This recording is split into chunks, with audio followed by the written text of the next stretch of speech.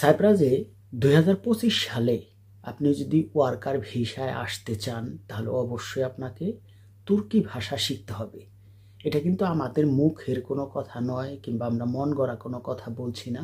আপনি খেয়াল করে দেখবেন সাইপ্রাসে যারা ব্লগ ভিডিও করে কিংবা নিউজ করে, বিশেষ করে বাংলাদেশি যে সমস্ত ভাইয়েরা, আশা করি অনেকেই এই কথাটি বলেছে যে বর্তমান 2025 সালে যে সমস্ত কর্মী ওয়ার্কার ভিসায় আসবে তাদের তুর্কি ভাষা এ ক্যাটাগরির আসতে হবে। আর এই ক্যাটাগরি মানে হচ্ছে মিনিমাম কিছু ভাষা আপনাকে শিখতে হবে, যেমন কাজের ক্ষেত্রে, যেমন চলাফেরা এবং কাজের ক্ষেত্রে। কারণ আমাদের যেহেতু এই দেশে বাঙালি কম কিংবা প্রবাসী কম, সেই ক্ষেত্রে আপনি যে কাজটা করবেন সেখানে কিন্তু কাজটা করাবে তুর্কিরা কিংবা সাইপ্রাসের লোকেরা।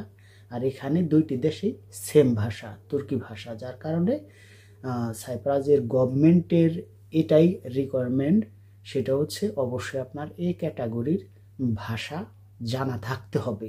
তবে আপনি সাইপ্রাসের ওয়ার্ক পারমিট পাবেন এবং কি আসার সুযোগ পাবেন। এটাই হচ্ছে গভর্নমেন্টের নতুন যে আপডেটটি, সেটা গত 4-5 দিন আমি আগে এই আপডেটটি দিয়েছিলাম।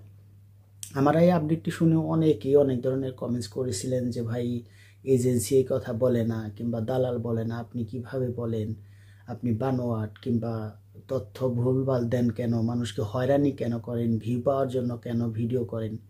আমি তাদের উদ্দেশ্যে বলবো যে আজকেও আপনি একটি স্ক্রিনশট দিয়ে দিচ্ছি, আপনি প্রয়োজনে এই স্ক্রিনশটটি দেখে নেবেন।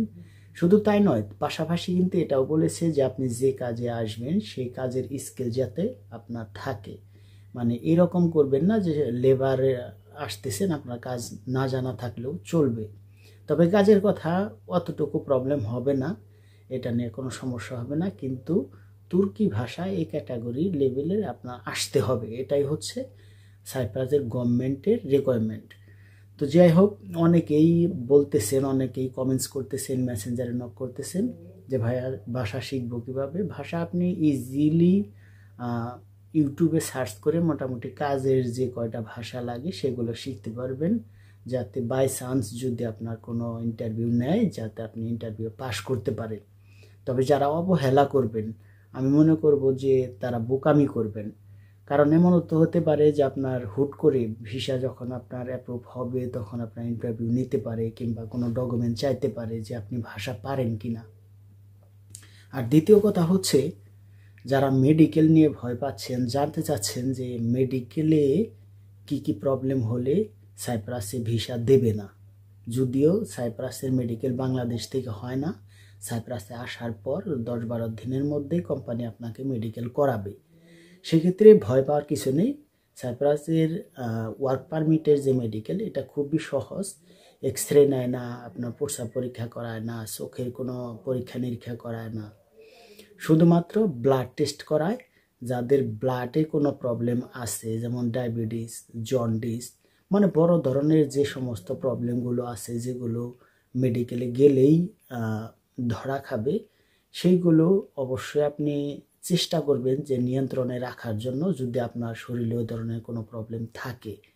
যেগুলো নিয়ন্ত্রণ করা সম্ভব সেগুলো নিয়ন্ত্রণ করবে। আর যাদের বড় ধরনের কোনো ব্লাডে প্রবলেম আছে যেগুলো মেডিকেলে গেলেই ধরা পড়বে, সেগুলো ডক্টরের সাথে কথা বলে যদি নিয়ন্ত্রণ করতে পারেন করবেন, আর না পারলে আমি মনে করি যে সাইপ্রাসে আসলে কিন্তু আপনি ভিসা লাগাতে পারবেন না।